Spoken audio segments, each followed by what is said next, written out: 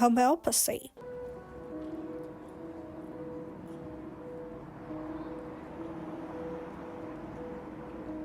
Hi everyone, it's Kate again, and today we are gonna explore one of the largest port cities in England, Hull, or its long name is Kingston upon Hull. It's not that popular among tourists, but I don't know why, because the city has a very ancient and interesting history. Today we'll see the Museum of Street Life, the Old City Centre, the Minster, Marine, and much more. By the way, England is already actively preparing for Christmas. So we got to a parade with Santa Claus on the main square. Children have lots of fun here, and not just children, to be fair.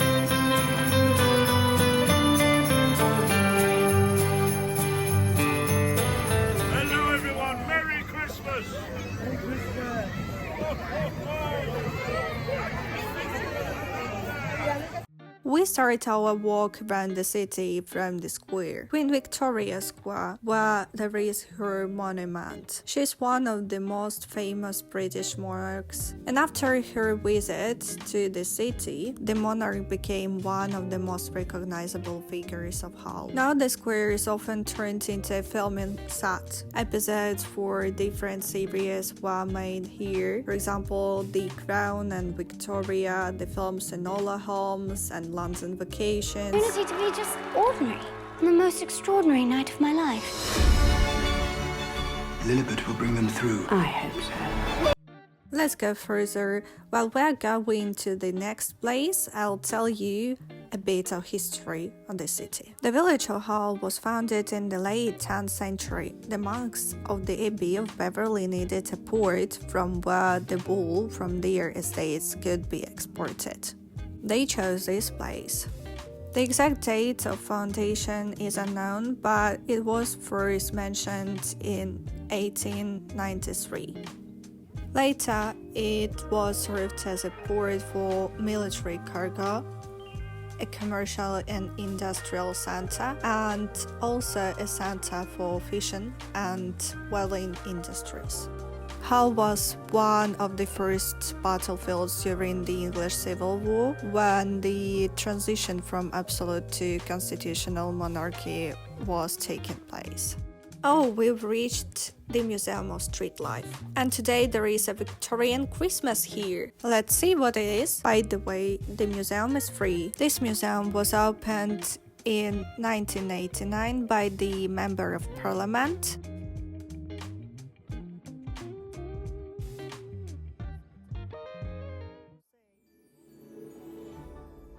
The main parts of the collection include veteran cars, horse-drawn carriages, and objects related to local public transport. Pay attention to the tram 132, the last surviving tram in the colours of Hull, and the locomotive of the steam Kitsum tram of 1882. Here you can again be transported in time.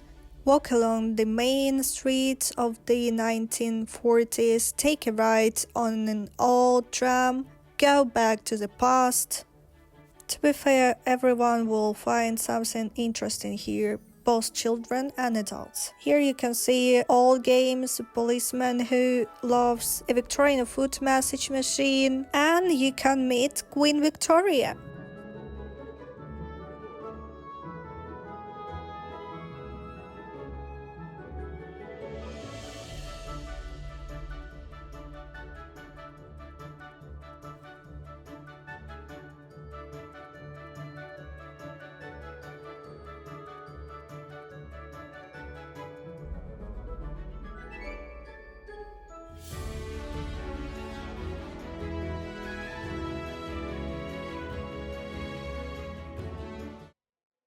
Ooh, real Hull advertising announcement of 1908. Let's take a look at it.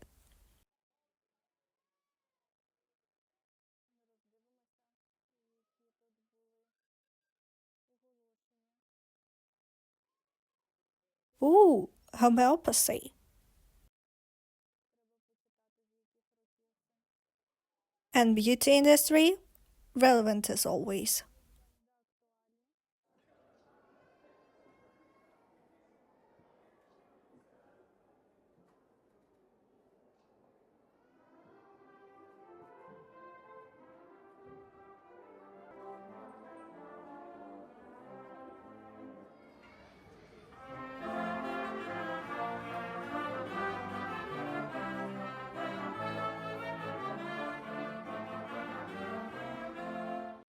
Most phone boxes in the UK are red, but in Hull and East Yorkshire they are cream white. Why? Because originally the post office was responsible for these boxes, and the post office is red. But in Hull and East Yorkshire this process was managed by another company. Here is a replica of the official document which grants freedom to the city of Hull of 1935 with the city seal at the bottom.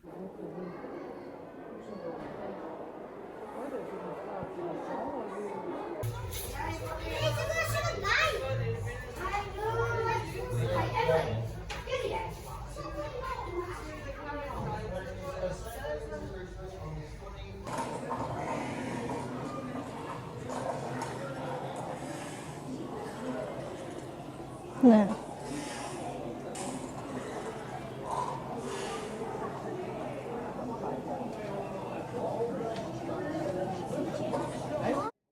You can take a ride in a carriage. We're currently standing in line to do this. Looks authentic. It's cool. Have a good day. Just mind your head to the way and it's got a low seal. All set, yeah? Sit tight, ladies and gentlemen. Let them go, lads. Come up, me boys!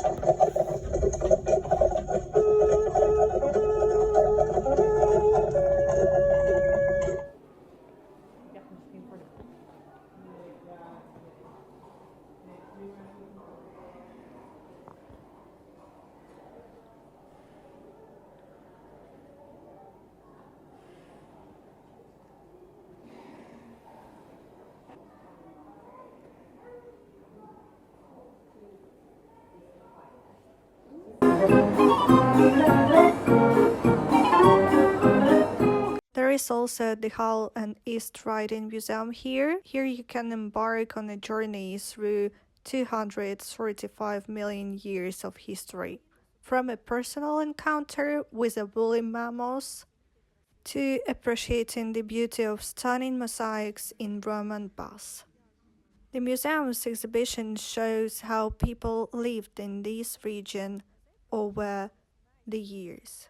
This free museum offers some of the most exciting exhibits of archaeology and natural history in the United Kingdom, including the only dinosaur bones ever found in East Yorkshire. By the way, locals say that if you walk along the beach of East Yorkshire, you can dig up dinosaur bones yourself. I haven't checked it out yet, but I think I can check it out myself in the spring. In the center of the city, by the way, there is our Ukrainian hub, where they collect donations for the army and help our armed forces in any way they can.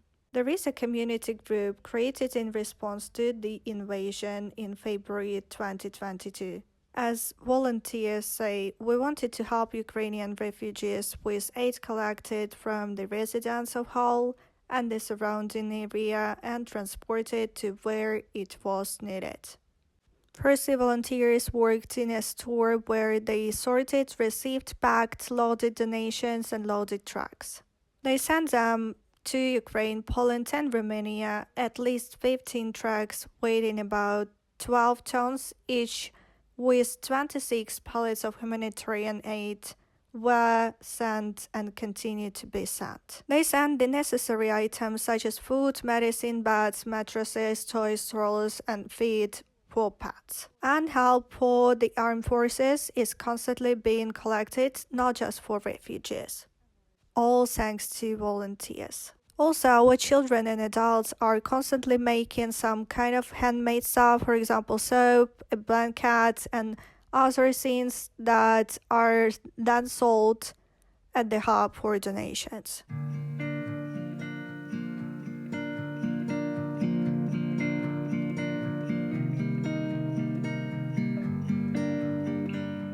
While walking around the city, we were lucky enough to get a masterclass on Christmas wreaths from Ellie.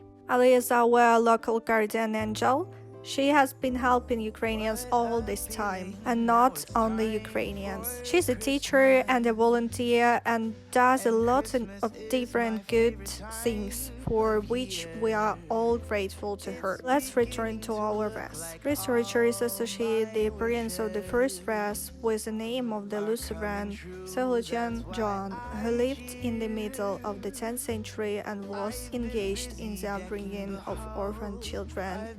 In order for the children to understand how much time is left until Christmas, the man made a prototype of modern wreath. He placed 28 candles on a wheel and lit them every day. He placed 28 candles on a wheel and lit them every day. Wreaths that we know now appeared much later. Such Christmas donuts were decorated not only with candles, but also with red ribbons, apples, sweets, and other decorations.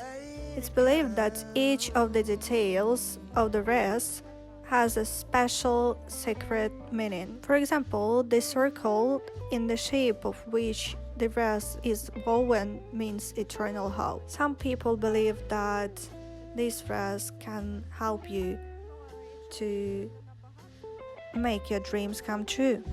For that, you need to attach a piece of paper to the wreath on which your secret desire is written.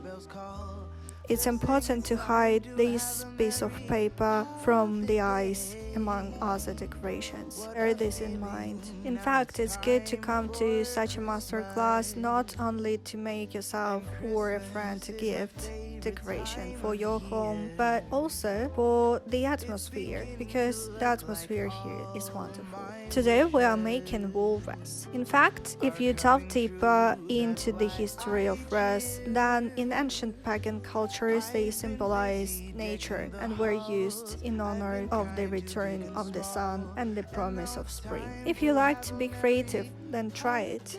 By the way, there is also a very beautiful Minsta in Hull. Let's see what it's like inside. And also there is a Christmas market here, and you can see various concerts that are taking place here.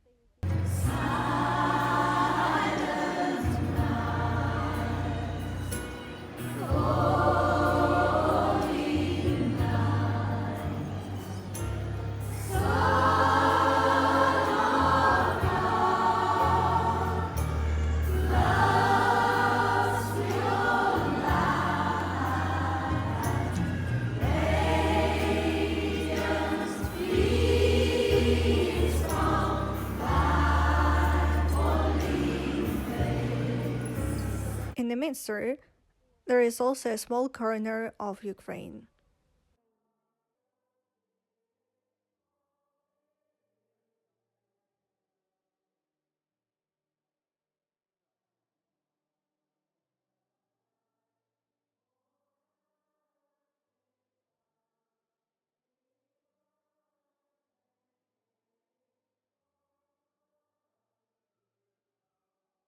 They also accept donations here.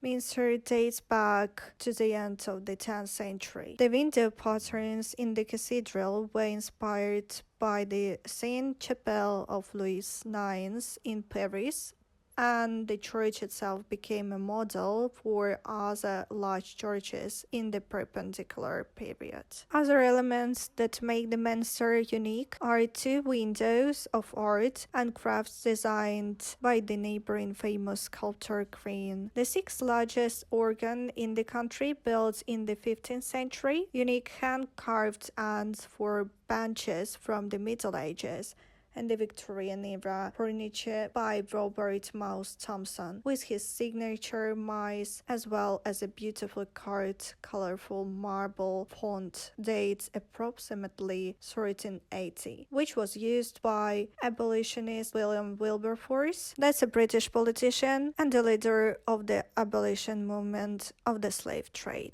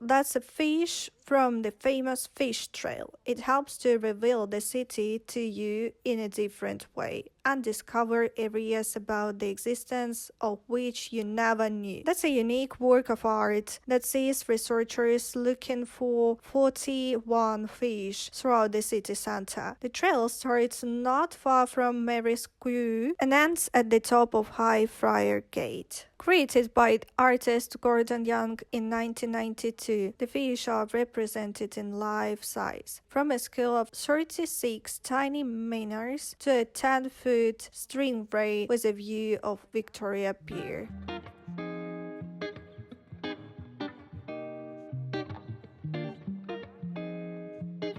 Behind the marine, the city's pearl, the deep aquarium is visible. And I believe, in fact, not only me and the English themselves say that this aquarium is better than the London one. I've been to different countries in different aquariums, and I can say that this one is really worth visiting. You'll be surprised by a lot of things for sure. The prices at deep are not cheap, of course. It starts from £15.50 for a child from 3 years old and ends at almost £20 for an adult. But the cool thing is that this ticket is annual and for unlimited visits. It's a journey to the historical seas, tropical lagoons, vast open oceans, to the darkest depths, through the cold kingdom of ice and into the future. Deep is a home to over 5,000 representatives of marine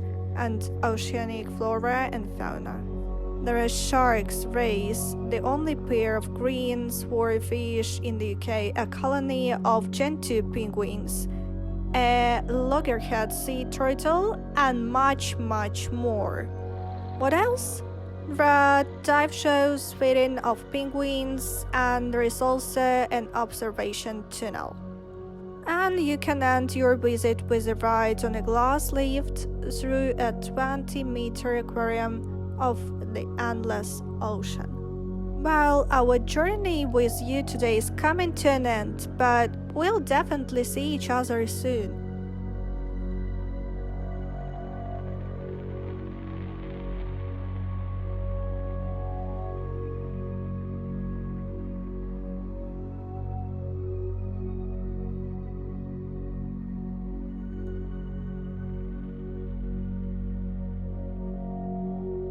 Thank you to everyone who watched this video, and please like, comment, and don't forget to subscribe. Bye bye! Well, You thought this was the end, huh? No, we'll show you some more Christmas lights.